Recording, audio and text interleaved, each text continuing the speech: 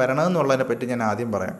First നമുക്ക് pain പറഞ്ഞത് ഇവർ ബ്ലഡ് ടെസ്റ്റ് പറയുമല്ലോ, അപ്പം ബ്ലഡ് എടുക്കാനായിട്ട് നമ്മുടെ കയ്യിൽ കുത്തും, അപ്പോൾ ഒരു ഇഞ്ചക്ഷൻ വേദന. അത് കഴിഞ്ഞിട്ട് ഇതൊരു ചെറിയൊരു സർജറി പ്രൊസീജിയർ പോലെ ആയതുകൊണ്ട് തന്നെ ഇവരിൻ്റെ ക്ലോട്ടിങ് ടെസ്റ്റ് എടുക്കുന്നുണ്ട്, അതായത് എത്ര ടൈം കൊണ്ട് ബ്ലഡ് ക്ലോട്ട് ആവണമെന്നുള്ളത്. അപ്പോൾ അതിനിവിടെ കുത്തിയിട്ട് അവർ ക്ലോട്ട് ചെക്ക് ചെയ്യാനുണ്ട്, അതിൻ്റെ വേദന. അപ്പോൾ 2 വേദന. പിന്നത്തെ പെയിൻ എന്ന് പറഞ്ഞാൽ നമ്മൾ നേരെ ഹോസ്പിറ്റലിൽ എത്തിയതിന് ശേഷം പിന്നെ അവിടുത്തെ പ്രൊസീജിയറിലാണ് അടുത്ത പെയിൻ. അവിടെ നമുക്ക് ആൻറ്റിബയോട്ടിക്സ് എന്താ അലർജി ഉണ്ടോ എന്നൊക്കെ അറിയാനായിട്ട് 2 കൊച്ചു കുത്തിയിട്ട് എന്താണ്ട് ചെറിയ 2 സാധനം നമ്മളെ ശരീരത്തിൽ ഇഞ്ചെക്ട് ചെയ്യും. അതിൽ അലർജിയൊന്നും ഇല്ലയെന്നുണ്ടെങ്കിലാണ് പ്രൊസീജിയർ സ്റ്റാർട്ട് ചെയ്യുക. അപ്പോൾ അതിനുള്ള പെയിന്, പിന്നെ ഷുഗർ അഗെയിൻ അവർ ടെസ്റ്റ് ചെയ്യും, അതിനിവിടെ കുത്തുമ്പോഴുള്ള പെയിൻ. അപ്പോൾ ഇതൊക്കെ നിസ്സാര പെയിനാണ്, പ്രശ്നമില്ല. അപ്പം നമുക്ക് പെയിൻ, അപ്പം എന്നെ സംബന്ധിച്ച് എനിക്ക് പെയിൻ സ്റ്റാർട്ടാകാൻ പോകണം ഇനിയാണ്. അപ്പോൾ ഇതെല്ലാം കഴിഞ്ഞ് നമ്മൾ ഒരു OT റൂമിൽ എത്തിച്ചതിന് ശേഷമാണ് നമ്മൾ ആക്ച്വൽ പെയിൻ സ്റ്റാർട്ട് ചെയ്യും.